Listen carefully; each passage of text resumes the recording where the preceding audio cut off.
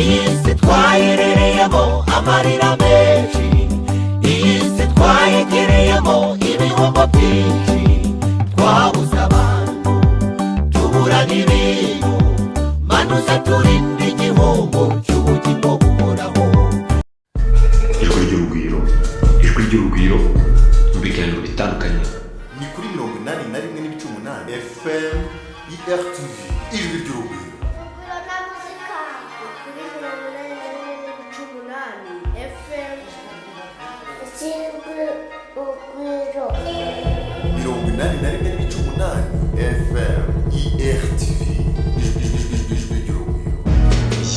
Yamen, this is IRTV FM 81.8 ijwi ry'urugwiro rivugira i Paris mu Bufaransa, kumvikanira mu karere k'ibiyaga bigari no muri Afurika y'Iburasirazuba.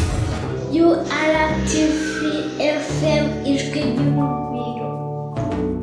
Ukashema nanze besede munda radio ijwi ry'urugwiro. 81.8 FM IRTV, ijwi ry'urugwiro.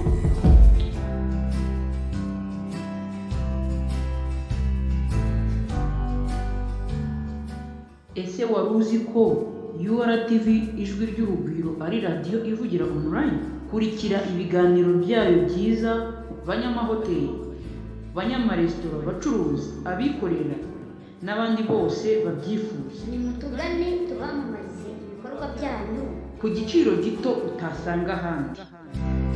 Numwanya mwiza w'ijambo ry'Imana, mbararikira mwese ko mwakurikirana, ariko mbere gato yuko ijambo ry'Imana tugizweho na Patrice Rushenyi ritangira, mwe mudukurikiye kuri YouTube murabibona ko indirimbo ibihombo y'inyenyeri z'ijuru yasohotse ku itariki 2 z'ukwezi kwa 7 tuyizamuye. Mukanya ubwo turaba dukomeza n'ikibwiriza. Twiruka ubuzima bw'isi hakabaho ubwo tubugeraho, nyamara nuko tubufatisha ntabwo buramba ngo buhoreho. Ubasha kuba uri muzima none, ejo bundi ukaba utakiri muzima. Ubasha kuba ugenda neza, ejo bundi ukaba ubana n'ubumuga.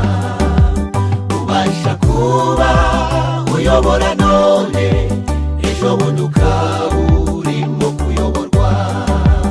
Iyi si twayerereyemo amarira menshi, iyi si twayegereyemo ibihombo byinshi, twabuze abantu tubura n'ibintu, manuza turinde igihombo cy'ubugingo buhoraho.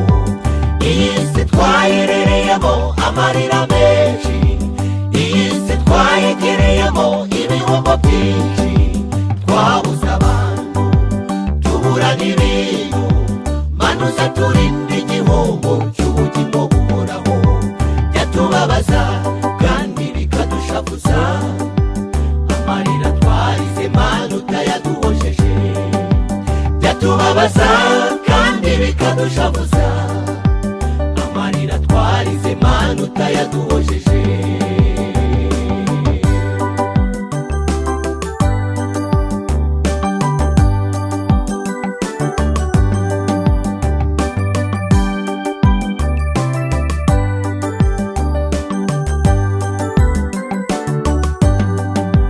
Byamamare mu mupira w'amaguru, hari igihe kigera gukina bigahagarara. Abasitari muri muzika, hari igihe kigera umuziki ugahagarara. Abakomeye bafite ubudahangarwa, hari igihe kigera iyi si ikabahangara. Iyi si twayerereyemo amarira menshi, iyi si twayegereyemo ibihombo byinshi, twabuze abantu tubura n'ibintu, manuza turinde igihombo cy'ubugingo buhoraho. Iyi si twayerereyemo amarira menshi, iyi si twayegereyemo ibihombo byinshi, twabuze abantu tubura n'ibintu, manuza turinde turinde igihombo cy'ubugingo buhoraho. Byatubabaza kandi bikadushavuza, amarira twarize Mana utayaduhojeje. Byatubabaza kandi bikadushavuza, amarira twarize Mana utayaduhojeje.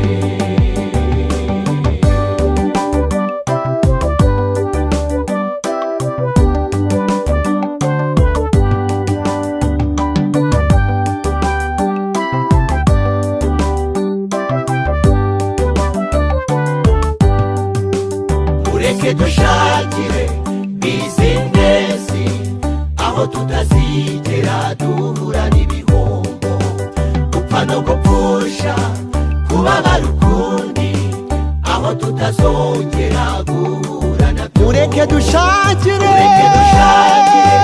bizinesi aho tutazigera duhura n'ibihombo, gupfa no gupfusha, kubabara ukundi aho tutazongera guhura nabyo.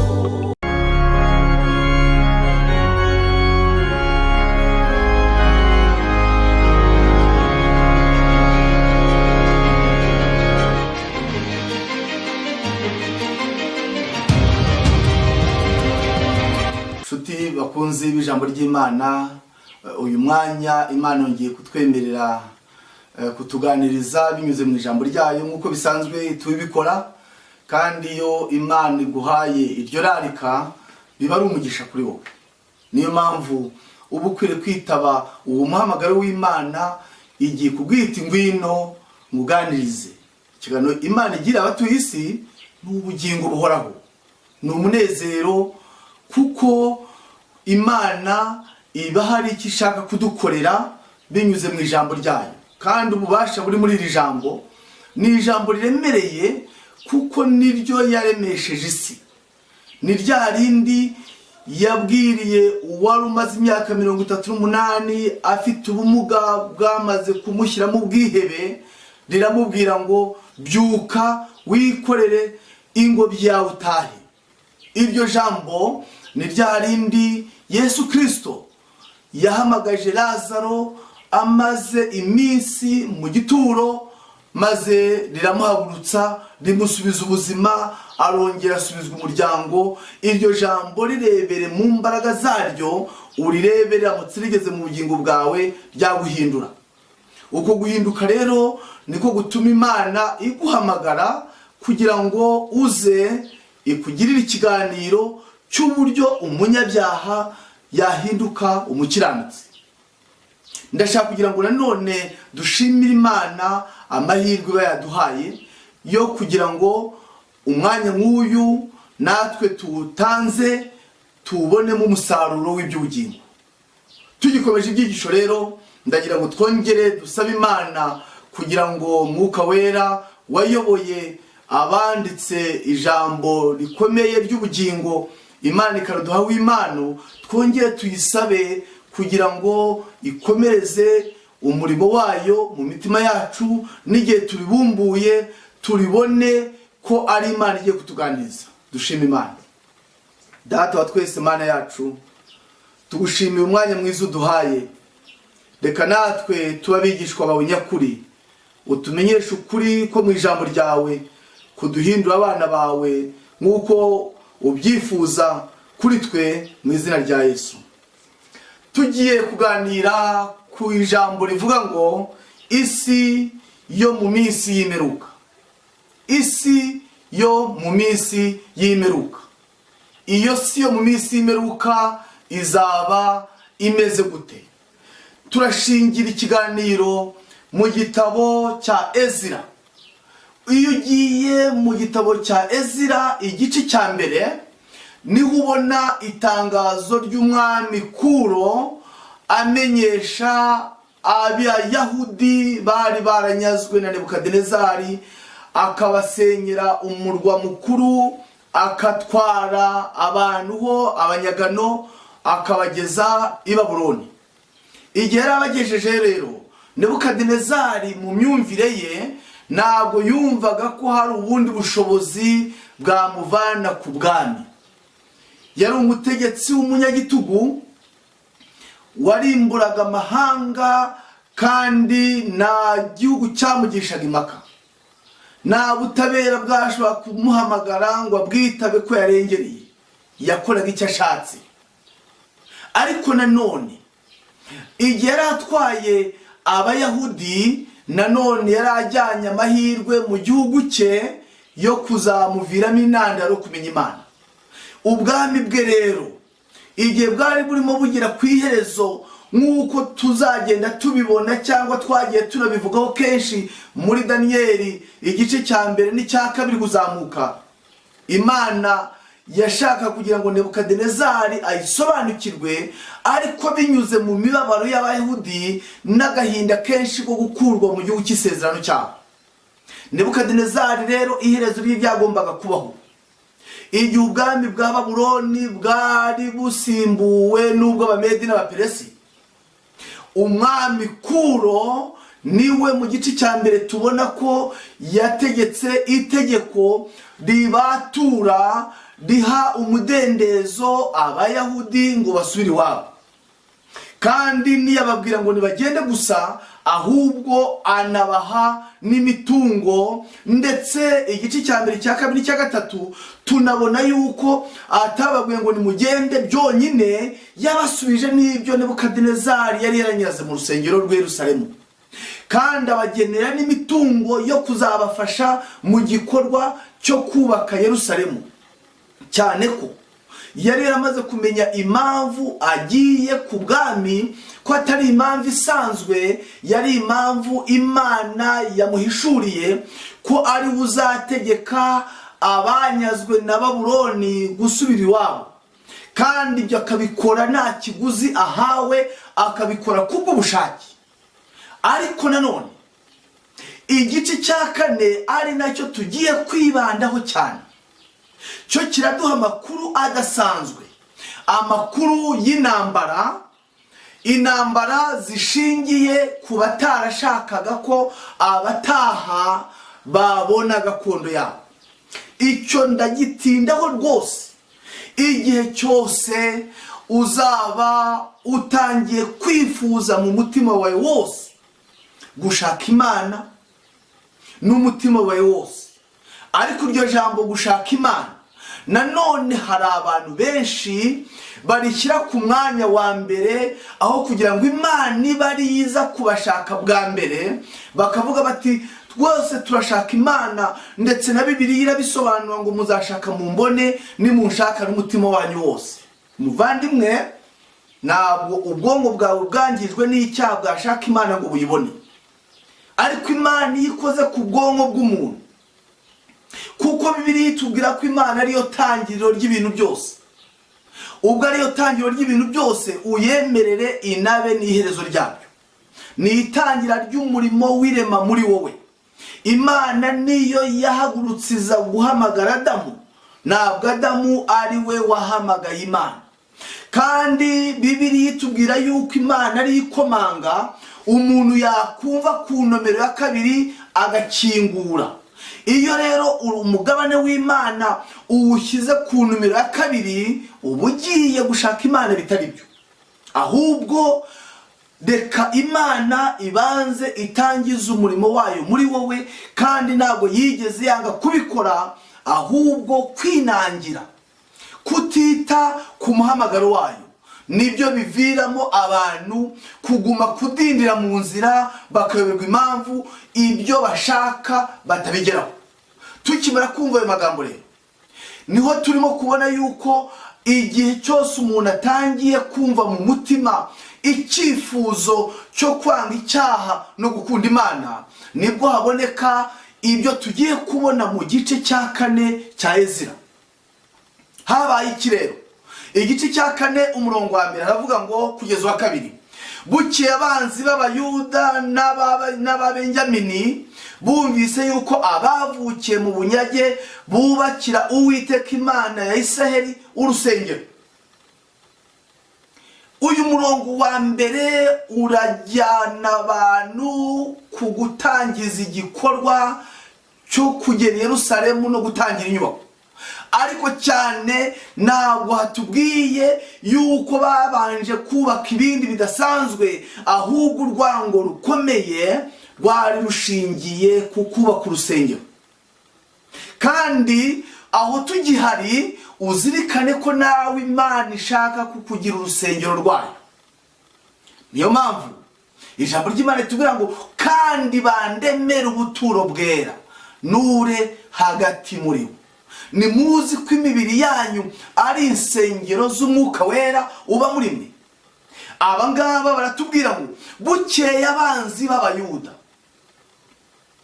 n'Ababenjamini bumvise yuko abavukiye mu bunyage bubakira Uwiteka Imana ya Isiraheli urusengero. Umurongo wa 2 avuga ngo bahera ko begera Zerubabeli n'abatware b'amazu ya basekuruza baramubwira bati nimureke twubakane kuko dushaka Imana yanyu nk'uko namwe muyishaka, kandi twayitambiraga ibitambo uhereye ku ngoma ya Esarihadoni umwami wa Shuri watuzamuye akatuzana hano. Ndagira ngo aya magambo muyumve. Hari ibintu bibiri Abayuda bagiye kuzira. Icyambere nukuva mu bunyagano, icyakabiri nukubakira Uwiteka inzu yo kubamo. Kandi Imana ntabwo yagombaga kunezezwa no kuba mu nsengero zubatswe n'amaboko y'abantu. Cyokora Imana yemera ko ahantu hatoranywa maze hagashyirwa urwibutso rw'isengero, maze abantu bakahurira bagahasengera Imana, ubwiza bw'Imana bubana n'abahasengera. Ariko nanone imitima y'abasenga iyo inyuranije n'ubushake bw'Imana, ntabwo Imana yahabwa icyubahiro n'urusengero gusa. Kuva Imana yarema Adamu na Eva yanezezwaga no guhabwa icyubahiro n'ibiremwa byayo, ibiremwa muntu. None ibyo bintu bibiri nibitangira kuvuka mu mutima wawe, uzamenye ko abanzi b'Abayuda bazahaguruka. Baje gukora iki rero? Bazanywe n'ibintu bibiri. Icyambere uburyarya bwihishe mu mvugo babwiye Zerubabeli. Iyambere bati nimutwemerera tuzafatanya namwe kubakira Uwiteka inzu, kandi mu mateka twajyaga natwe dutambirira Imana ibitambo. Icyo gihe Zerubabeli n'abayobozi bari kumwe nabo, iyo baza kuba badafite ubunararibonye mu ijambo ry'Imana, bari kugira ngo iby'aba bantu bavuze nibyo. Bari kugira ngo koko bafite umugambi mwiza wo kwifatanya nabo mu kubaka urusengero. Ariko ntabwo ariko byagenze. Ndagira ngo tuhumvikane neza. Igihe umwuka wera ukanguye umutima wawe, kandi uwo mwuka wera ushobora kukugeraho binyuze mu nzira zitandukanye. Ushobora kugeraho binyuze mu byanditswe byera wifitiye iwawe mu rugo. Bishobora kukugeraho binyuze ku kibwirizwa umuntu cyangwa abantu baba barakubwirije. Bishobora kukugeraho binyuze mu ijwi ryongorera ry'umutima rihamagara umutima ariko bucece. Bishobora kukugeraho binyuze mu mibereho y'abana b'Imana, uko bitegereza ukabona bafite imibereho itandukanye n'iy'abandi.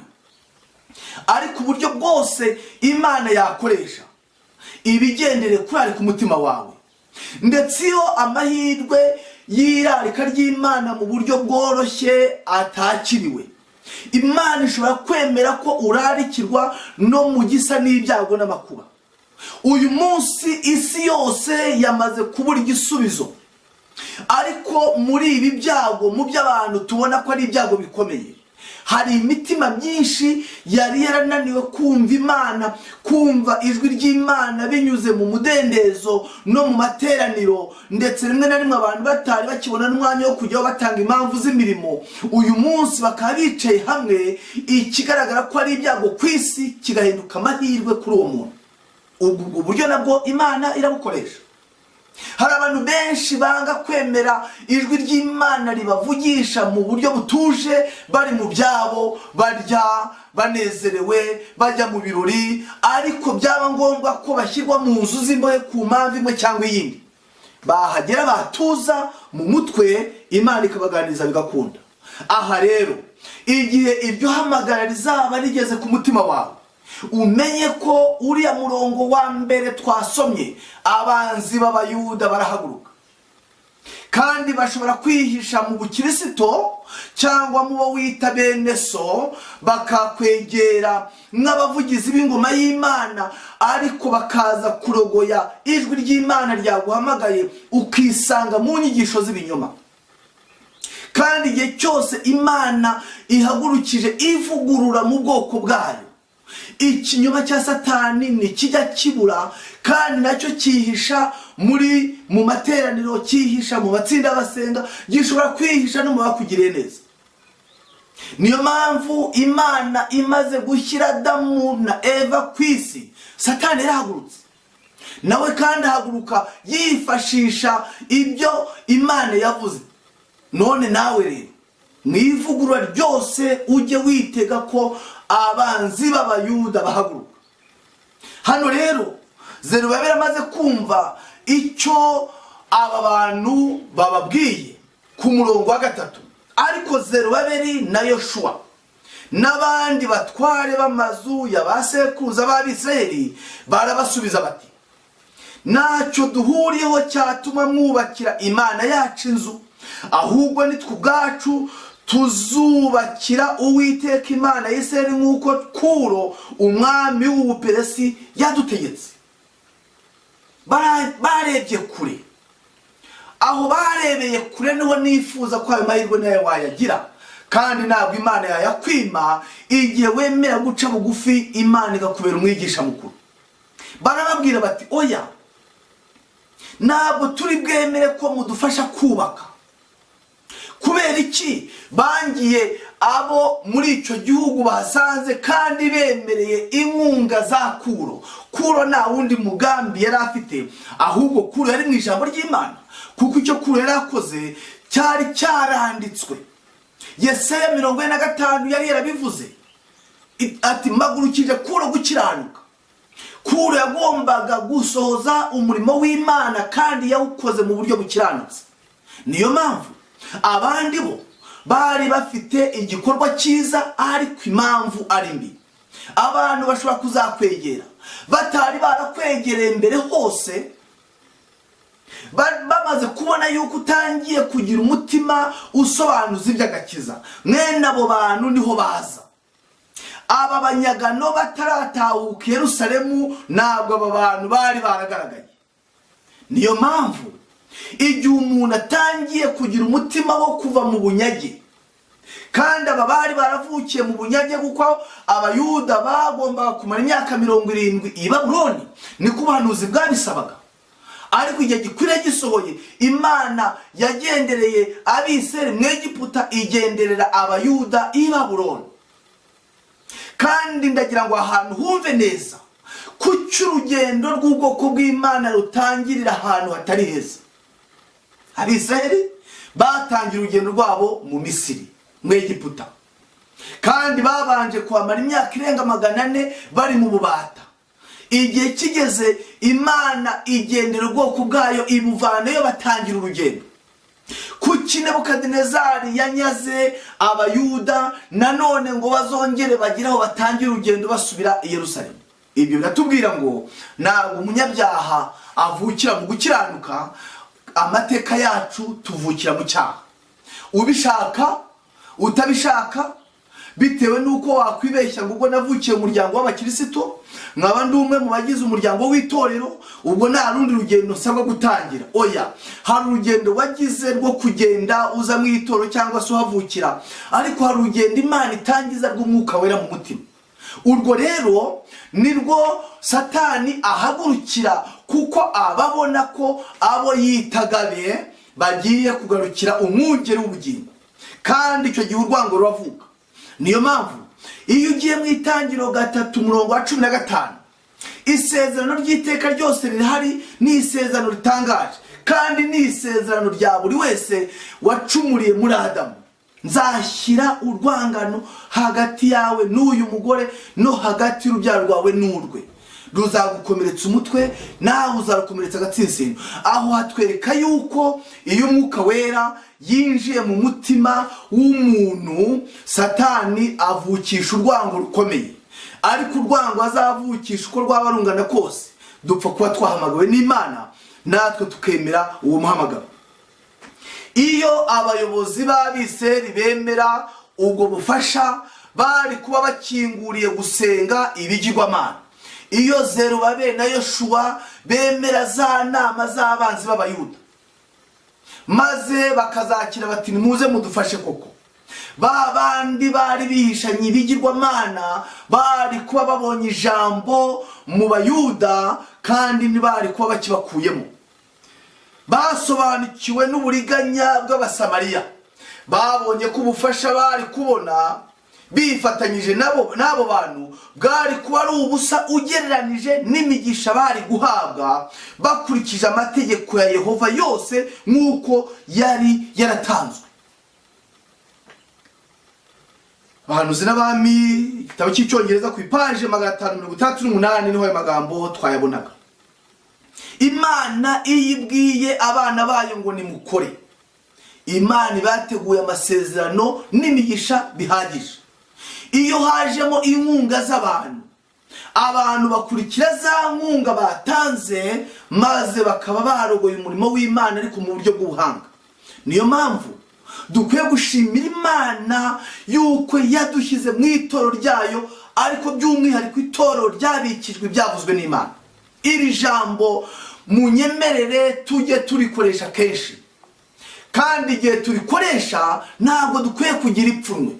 Hari abantu bajya bagira ipfunwe iyo babonye mu itorero hari ibintu bitagenda neza. Ibyo birekera Imana, kuko n'igihe Abisirayeli bari bavuye mu Egiputa hari ikivange cy'amahanga cyasohokanye nabo, kandi icyo kivange cyari kiyobowe na Satani kugira ngo umurimo w'Imana udindirire mu nzira. None rero ntugacike intege, kuko mu byigisho Yesu yigisha akiri ku isi yerekanye umurima umwe, umuntu yaje abiyamo imbuto nziza, ariko umwanzi nawe araza abiyamo imbuto mbi. Kandi Imana yaremye Adamu atunganye, umwanzi araza biba urukungu mu mutima w'umuntu. Ese wowe urinde uvuga ngo mu itorero hari ibibi birengeje ibyo warikoreyemo cyangwa urikoreramo? Dukwiye gukenera guca bugufi cyane. Kandi ntabwo Nowa yashoboraga kugaya inyamaswa binjiranye mu nkuge ngo zifite umwanda. Nta handi yari kubona ajya ngo akirire uretse aho ngaho Imana yamubwiye ngo injirana mu nkuge n'abawe. Aho rero nawe nicyo ukwiye kubanza ugasobanukirwa ko Imana urukundi gukunda ikaba yaritse umutima wawe, irashaka kukunyuzamo ayo mahirwe nanone ikagera ku mitima y'abandi mu bana. None rero aba bantu baraje bati ku kijyanye no gutambira Uwiteka ibitambo natwe turabikora, kandi dufite n'imitungo dushobora kubaha inyubako ikazamuka neza. Ariko siko byagenze. Abarezi ntibacitse intege, bakomeje umurimo kugira ngo babonye bayobozi b'Abayuda batemeye inama zabo, noneho ingeso yari barimo yaravutse irakura, bategura inzira yo kurega.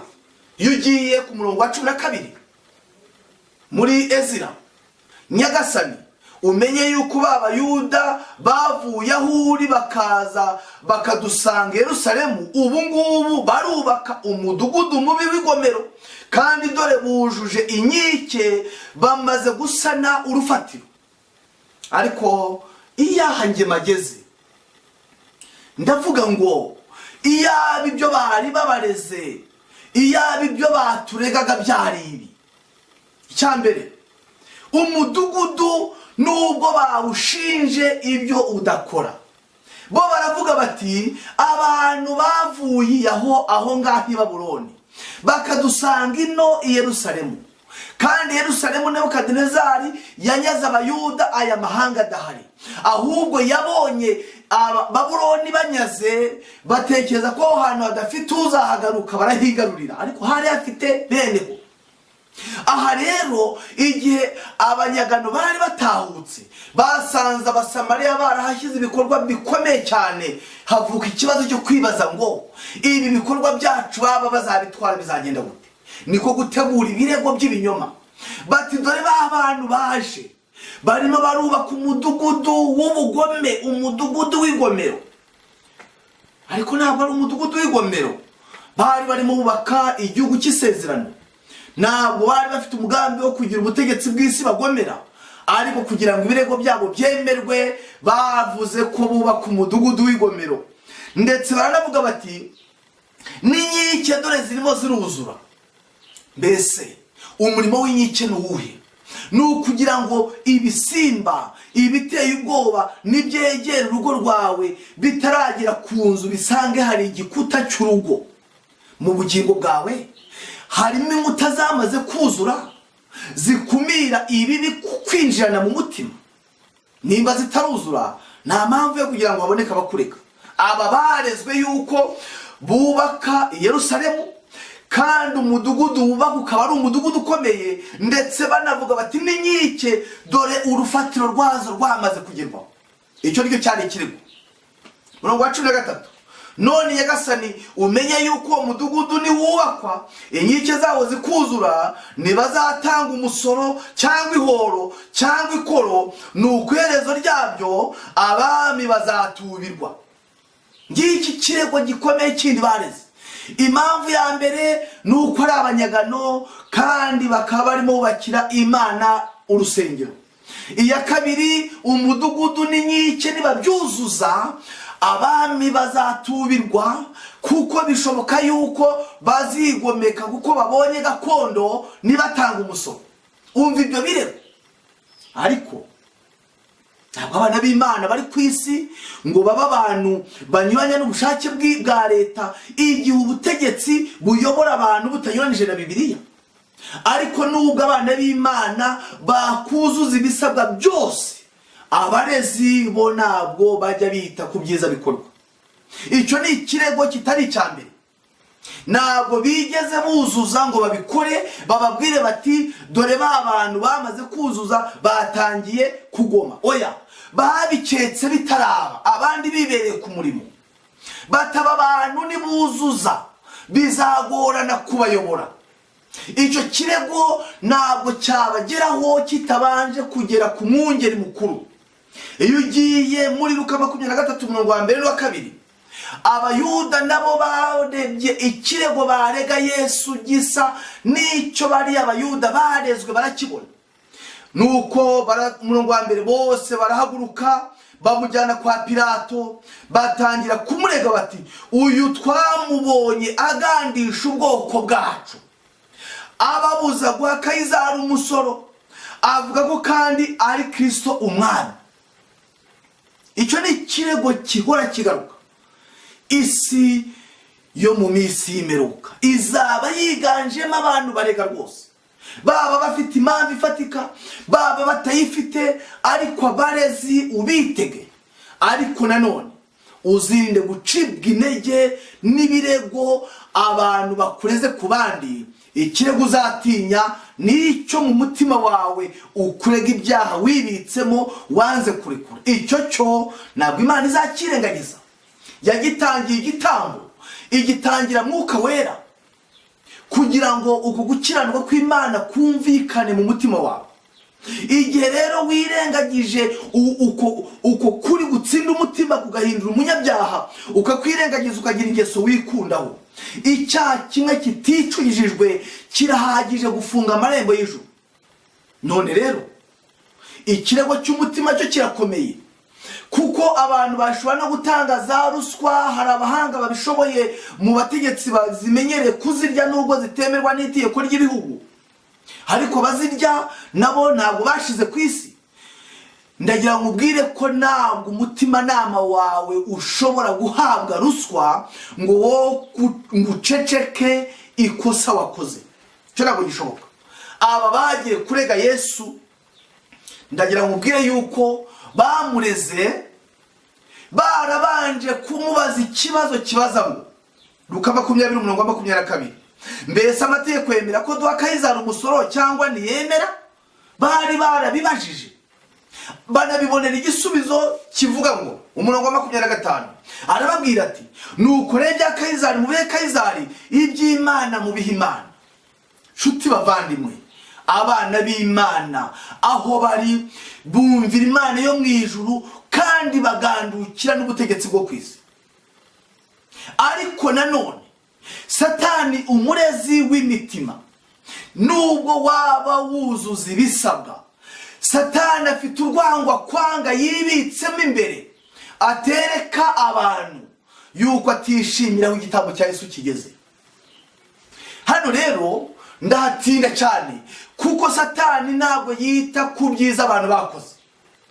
Aratubwira amagambo akomeye ngo abashyigikiye ukuri abantu benshi batazi bakwiriye kumenya ko bazarwanywa ku mugaragaro. Abo banzi bajya kugira ubukana bwinshi ariko ntacyo batwaye cyane ugereranije n'abanzi bavuga ko bakorera Imana ariko mu mitima ari abakozi ba Satani. Iyo bagaragaza ko bafatanya n'abandi umurimo w'Imana, abenshi baba bafitanye umushyikirano n'abanzi b'Imana, kandi iyo hagize uko imigambi yabo iburizwamo, bashaka uko bakwiyegereza abanzi b'ukuri maze bakabereka imigambi yose y'abagaragu b'Imana na gahunda z'umurimo wayo. Ni muri ubwo buryo abo bantu bagenzwa na tubiri babeshya ko bakorera Imana kandi bakajya ku rundi ruhande rw'umwanzi bakamukorera bakurikije ibyifuzo byabo. Reka ngire icyo ngaruka kuri uyu murongo. Umurinzi wo majyepfo Gicurasi niho aya magambo tuyabona mu cyamagara 94 niho yanditswe.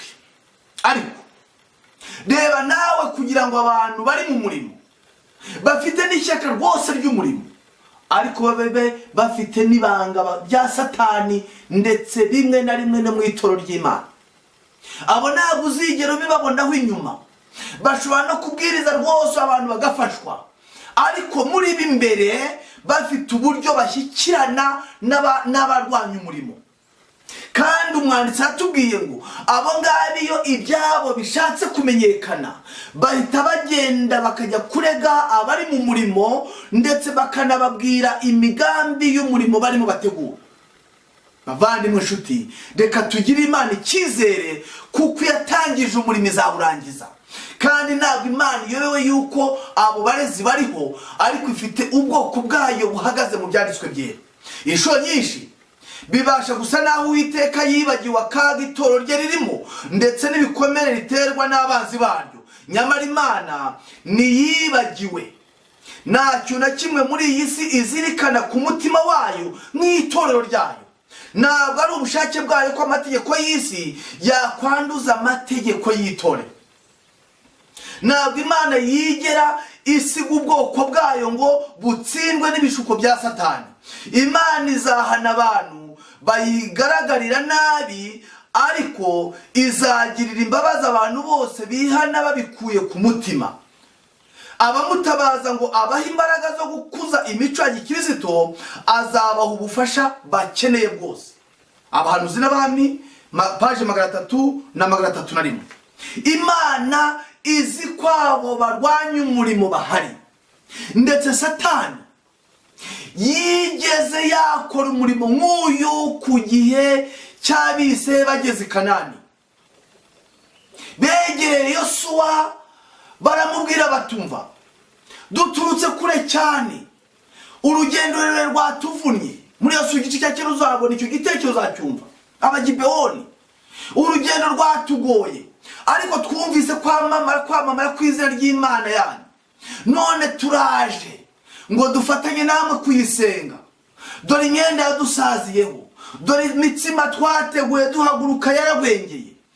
Nuko Yosuwa niyareba nka Zerubabeli, nuko agirana amasezerano n'abo bana binjiza mu Israeli, bonona ishyanga ry'abise bari bageze mu gihugu cy'isezerano. muvandimwe nshuti, ntacyo twe dufite cyo gukora, kuko na Petero n'abigishwa bashatse kurandura urukungu. Yesu arababwira ati nimuhave, uwo ntabwo ari umurimo wanyu. Mwebwe nimube mu byanditswe byera, mubane na Mwuka Wera. Igihe cyo kubyikorera kiri mu biganza by'Uwiteka. Ariko ntabwo Imana izaharika itoro ryayo ku isi. Erega nicyo kigega kibitsi byayo. Ibyashu igice cya 12:10 haratubwira ngo numva ijwi rirenga rivugira mu ijuru riti, noneho agakiza karasohoye, gasohoranye n'ubushobozi n'ubwami bw'Imana yacu n'ubutware bwa Kristo wayo, kuko umurezi wa bene data ajugunywe mu isi wahoraga barega ku manywa n'ijoro imbere y'Imana yacu. Uyu munsi na Satani ubwe ikirego cye ntabwo kigishobora kupfa kwakirwa mu ijuru, kuko nta bushobozi gifite mu ijuru kandi nta n'ububasha gifite kuri Yesu Kristo. Icyo ashoboye gukora gusa ni ukuzana ba Yuda mu itorero, ni ukuzana ba Ananiya na Safira, ni ukugenda agategura ba Simoni bakaza bakegera Petero bati, ko dufite imitungo waduhaye ku mwuka utuma ukora ibitangaza natwe tukabikora. Ariko Petero ati, oya, fani feza zawe, hakenewe abagabo n'abagore bafite Mwuka Wera, bashyize Imana nyambere mu bugingo bwabo, banga icyaha kandi bakakirwanyiriza mu mitima yabo, ndetse bakifuza ko n'abagenzi babo bacika ku ngeso mbi, maze Imana igasohoza umurimo wayo mu bwoko bwayo. Satani ubwo ari umurezi rero, wimufasha umurimo muvandimwe, winezezwa no guca intege abari mu murimo, kandi n'ubundi umurimo uzarangira. Icyama ukarangira nawe ugizemo uruhare, ariko ukanawukorana ubugingo buzima. Bahanuzi n'Abami paje 299. Satani azi ko abantu basaba Imana imbabazi no kugirirwa ubuntu bazabibona, niyo mpamvu ashyira imbere yabo ibyaha byabo kugira ngo abace intege. Aho riteka ashaka akito ko kurega abagerageza kumvira Imana, ndetse n'umurimo wabo uhebuje kandi wemewe rwose ashaka ko ugaragara ko wanduye, akoresheje amayeri atabarika ndetse n'ubugome bwihishe cyane kandi bukabije, aharanira ko bacirwaho iteka. Bavandimwe nshuti, izi ni intambara abari bavuye mu bunyage bashaka kubaka inzu y'Uwiteka bahuye nazo, ubishaka utabishaka. Uru ni urugendo rw'abava mu bunyage, uru ni urugendo rw'abiteguye gutaha, kandi igihe itoro riri ku rugabano rw'isi horaho, ibi byo biziyongera rwose. Ariko ikintu gitangaje, uyu murongo witeho, muri Ezira igice cya 4 umurongo wa 14, hari abantu batatashye. Abo bantu batatashye ntabwo biritwereka ko babigayiwe, ahubwo haravuga ngo, none rero, uwo ni kuri bitangaza, none rero kuko dutunzwe n'ibwami. Reka tubanze twumva amagambo neza. Aya magambo tuyasubiremo tuyitondeye. Abantu bose nubwo baba baratashye cyangwa hari n'abasigaye, ariko aba barezi bo hari ikintu bavuze kidasanzwe. Icyo kintu bavuze kidasanzwe ndagira ngo tukiteho cyane. Bakoze iki? Igice cya 14. None rero kuko dutunzwe n'ibwami, nutube twabona umwami asuzugurwa, nicyo gitumye dutuma ku mwami tubimumenyesha. Aba bantu reka baba barezi b'Abayuda ntabwo bari bafite ubuzima biyubatseho bwabo bwatuma bahagarara mu kuri. Baravugaga bati, ese nituramuka tubwiye umwami ibyaba Abayuda bakora tunababeshyera, azatwongerera igaburo, azatwongera uko tubaho. Abahanga baravuga ngo aho inda yatoreye ururimi ruracika.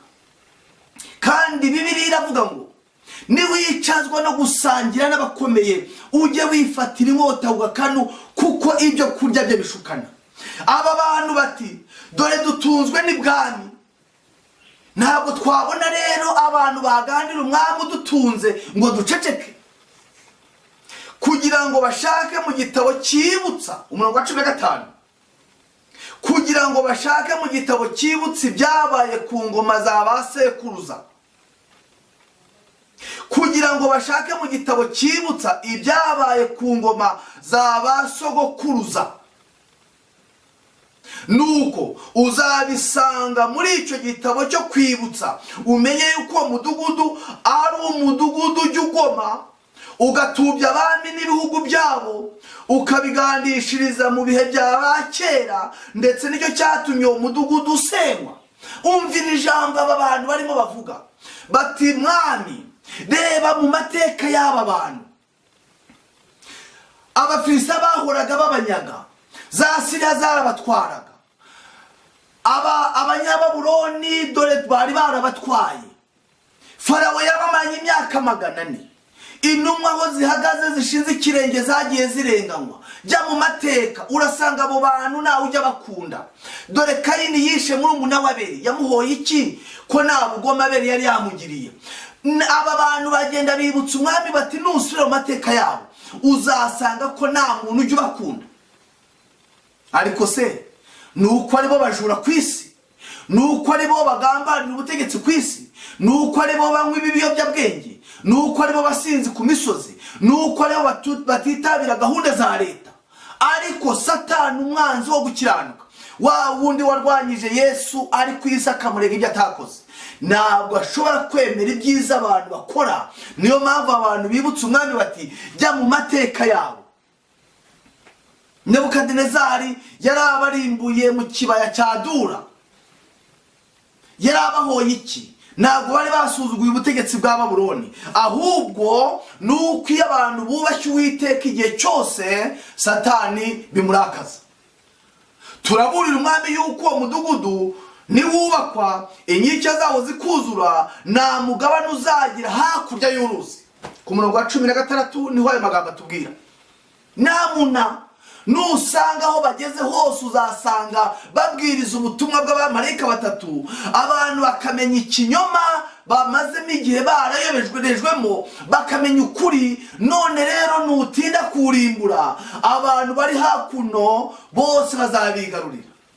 Ariko kuvana umuntu, kubwiriza umuntu akava mu cyaha agahinduka umuntu muzima muri sosiyete, akahinduka umuntu witonda, ingo dore zirimo zirasenyuka zirarimbuka, ubutumwa bw'ivyo buhageze Yesu Kristo akinjira muri uwo muryango ahubaka amahoro. Ngibyo ibyo abantu b'Imana bazira nta bindi, ni ukubamenyesha abantu ibyo umucunguzi wacunguye abari mu isi, akabamenyesha ko ari we gukiranuka kwabo. Ahubwo butumwa bugera, bishoboka ko n'abafite Bibiliya bagwa mu mutego wo kurwanya ababwiriza butumwa bagenzi babo. Kubera iki? Umwanzi. Barababwira bati, rero mu mateka ntabwo bajya bakundwa abo bantu. Ikindi, mu mateka aho bageze bigarurira abandi, ntabwo uzongera kugenda ngo usanga hari umuntu w'umukarudayi uhari. Reka da, bazaba baramwigaruriye. Ariko ubutumwa bwiza bw'ubwami bugomba kwigishwa mu isi yose, kandi aho bugeze bwubaka amahoro, aho bugeze busenyera Satani, aho bugeze abantu bamenya kubaha Imana no kwihimbaza, aho bugeze busenya inzu z'ibigirwamana bitagira umumaro, aho bugeze buvanaho inzangano hagati y'imiryango, aho bugeze abantu basaba imbabazi abo bahemukiye, kandi aho bugeze abantu bari barinangiye barazitanga. Umva nawe icyo abantu b'Imana bakwiye kuzira. Ese uko nicyo igihe abagenzi mu gitabo cy'umugenzi bari barimo bahaguruka bagenda, bageze mu mudugudu w'irimbukiro, bahabonye babona bazarimbuka, barahaguruka bafata icyemezo cyo kugenda. Ariko bageze mu isoko ritagira umumaro, hari abantu babashyize mu rukiko babashinja ibinyoma, ngo imyenda yabo ntabwo isa n'iy'abandi, ngo imvugo yabo ntabwo isa n'iy'abandi, ngo ndetse muri iri soko baravuga ko bagura ukuri, kandi muzi ko nta kuri kuba muri iri soko. Ngibyo ibyo abantu bazize. Igihe bari bashyikirijwe inkiko, maze mukristo uramwizerwa, barushaho gukora iby'ubwenge, bihanganiye igisuzuguriro n'isoni bakozwa, berekana ubugwaneza no kwihangana cyane. Nicyo cyatumye abanyeguriro bamwe bibareshya bakajya mu ruhande rwabo, nubwo bari bake ku benshi. Abo bagenzi babiri bageze mu rukiko, abantu bashyizwe ku murongo baza kugira ibyo barega. Uramutse ugifashwe igitabo paje 95 cy'umugenzi umugabane wa mbere, wakumva babaregaga n'amazina bitwa, wasanga koko arabukurega. None se wowe izina ryitwa Munyeshyari, mutari mwikiza, mwanga mucyo, abo ni bakurega uzababara. erega abana b'Imana bakwiye gukuzwa nabo bakamenya yuko n'ubundi abashaka kujya bubaha Imana bose bari muri Kristo Yesu bazarengana. Ukanabimenyera ugatangira gukora umwitozo wo kwihangana. Abantu bose ntabwo ariko bavuye i Babuloni, kandi abatarahavuye ntabwo bigeze bagira ikibazo, ahubwo bahawe Imana. Ezira igice cya 4. Kandi umusuhuke wese usigaraho yasuhukiye, abantu baho nibamufashisha ifeza n'izahabu n'ibintu n'amatungo, ukuyemo amaturo baturira inzu y'Imana y'i Yerusalemu babikunze. Kuro aravuga ngo nanze itegeko ngo abanyazwe bose nibatahe, ariko uri buhitamo gusigara nibabimuhore, ahubwo bamuhe impano, bamukunde, bamuhe imitungo, nawe yubaka ubuzima agume mu bunyage. Nyumvira nawe, ntabwo aribo barezwe ngo dore aba bantu banze gutaha, ahubwo hararegwa bashatse gutaha.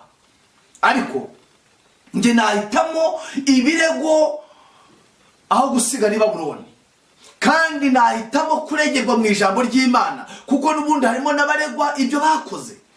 Kubona umwana w'Imana arezwe yuko yubaka, ashaka gukiranuka kw'Imana, ashaka kubwiriza ubutumwa bwiza bw'ubwami, ngo isi imenyeshwe iby'umucunguzi wayicunguye, nawe ukaburegwa yuko unywa ibiyobyabwenge, unywa amayoga asindisha, unyuranye na gahunda z'isi. Ubwo urumva ibirego by'abo bantu wahitamo iki?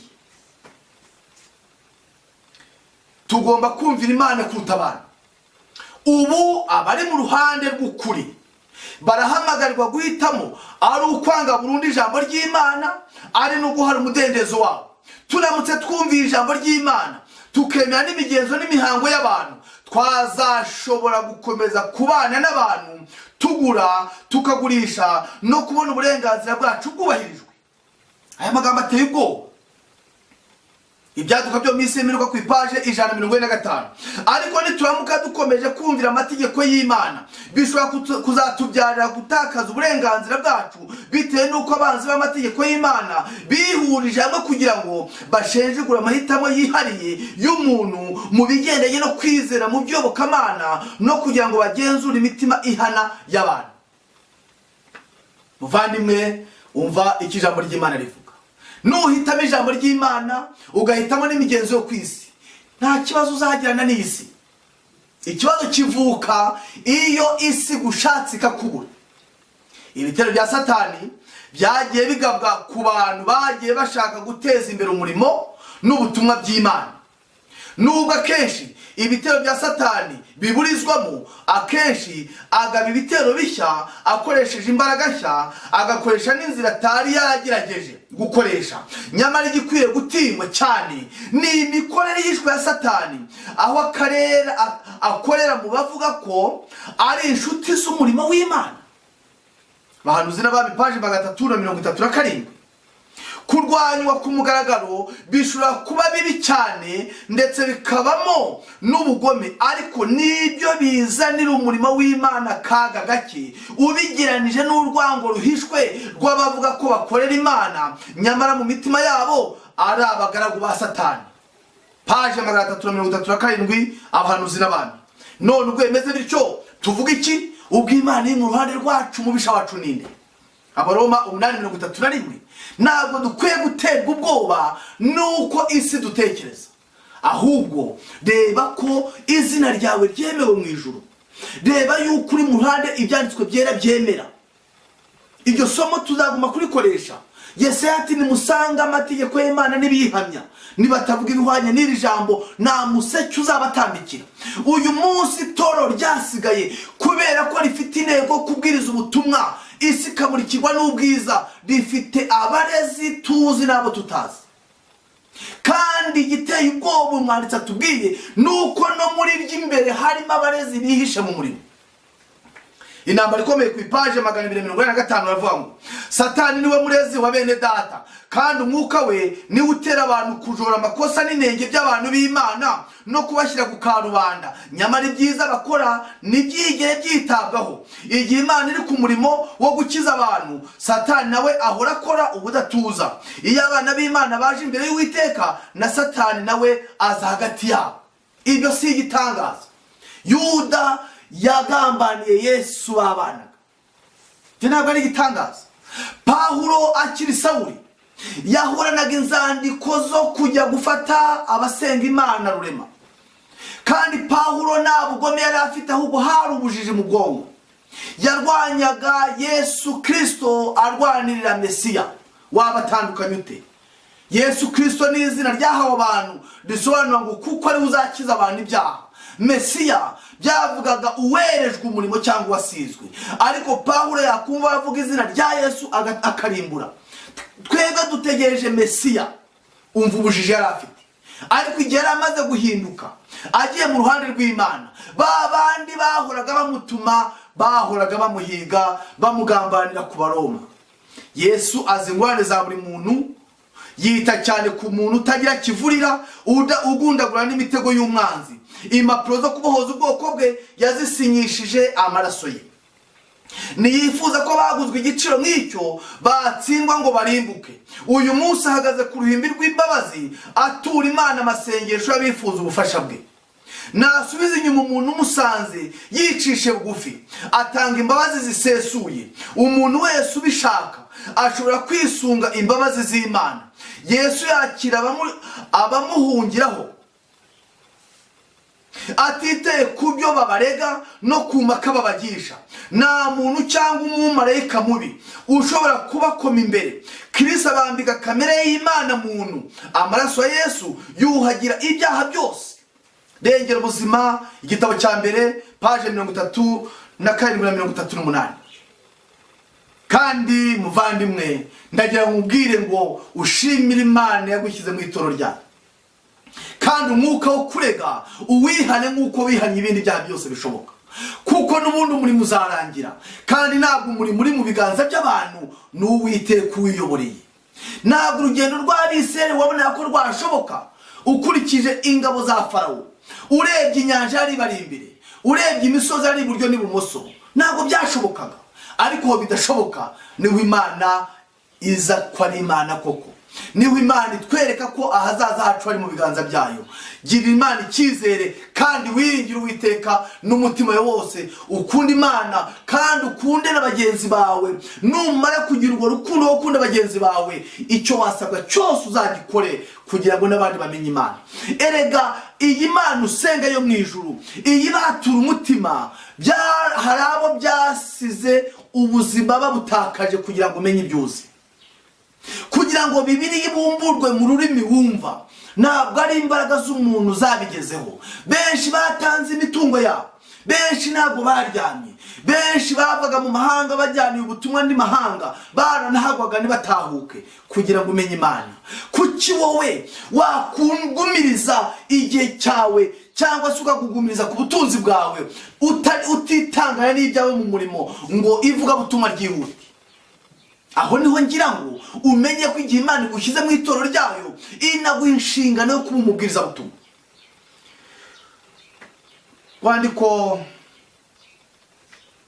dusoma muri Bibiliya nk'urwandiko Imana yaduhaye, iragira ngo urwo rwandiko rusomere n'abandi, kuko ubutumwa bwiza bwa Yesu bwanditswe na Yohana igice cya 3:17 haravuga ngo kuko Imana itatumye umwana wayo mu isi gucira abari mu isi witeka, ahubwo yabikoreye kugira ngo abari mu isi bakizwe nawe. Ntabwo Yesu Kristo ari mu isi kugira ngo acire abari mu isi witeka. Yarambuye ibiganza hagati y'ijuru n'isi, ari wowe ararika. Kandi biriya biti bibiri yagiyeho, nubwo hari amadini agaragaza igiti kimwe ku mpamvu yayo, kandi abayoboke bayo bakaba batavumbura ibanga ribiri inyuma, banyuzwe n'izo nyigisho zitari ukuri. Igiti gihagaze ni isano, ni urugendo Imana yakoze ije gushaka umunyabyaha. Ariko igiti gitambitse nanone abamaze kugera i Karuvari bakahabonera kubabarirwa, bakahabonera ibyiringiro by'ubugingo, nanone nabo babinuma kuri bagenzi babo. Kandi Imana inezezwa no kwiyunga n'abari mu isi binyuze muri wowe nanjye. Ariko nawe ugomba kubanza ukamenya yuko binyuze muri Yesu nawe wamaze kubona ukungana ijuru. Reka Yesu ahe umutima wawe amahoro. reka Yesu agutandukanye n'icyaha cyakwizingiyeho. Reka Yesu yishingira ahazaza hawe. Kandi igihe Satani aguhagurukiye ashingiye kuri za ngingo twabonye, iya mbere niyo gushaka kuva mu bunyage, iya kabiri ni ugutegura aho Imana izatura, umurekere umurimo wo gukurega, we wifuze kuba mu ruhande rw'Imana, utuze kandi wiringire Uwiteka. Igihe ukiri mu itorero no mu isi, ugendere mu bushake bw'Imana, kandi Imana izakuyobora mu kumvira. Kandi uzumvira kurenza ibindi ni Imana umuremyi wawe. Kandi nzi ko numara kumvira Imana, n'ubutegetsi bwo mu isi uzabwumvira, kandi uzabwumvira none bitakuvuna, ndetse na gahunda nziza y'itorero riyoborwa n'ijambo ry'Imana zizakunyura. Reka dushimire Imana ko yaduhamagaye. Reka dushimire Imana ko tutakiri muri Babuloni. Uramutse wumvise iki cyisho ukumva ari ibimenyetso by'i Babuloni, ni ukudasenga Imana yo mu ijuru, ni ugukora ibyangwa n'ubushake bw'Imana. Abasambanyi babarizwamo, abasenga ibishushanyo babarizwamo, abarwana, abasebanya, abavuga ibidatunganye. Reka Imana yabatuye Abayuda i Babuloni ibatura umutima wawe, kandi tuze mu mutima wawe umunezero w'abacunguwe. Mbikwifurije nanjye ngiyifuriza ngo Imana yo mu ijuru ibiduhere mu izina rya Yesu. Tugiye kongera dushima Imana. Mana yacu Data wa twese, tugushimiye kuri Imana nziza, tugushimiye ko twitayeho. Wayoboye abise bava mu Misiri, uyobora bwoko bwawe buva i Babuloni, uyobora abana bawe mu rugendo turimo tugikana niyo mu ijuru, mu izina rya Yesu.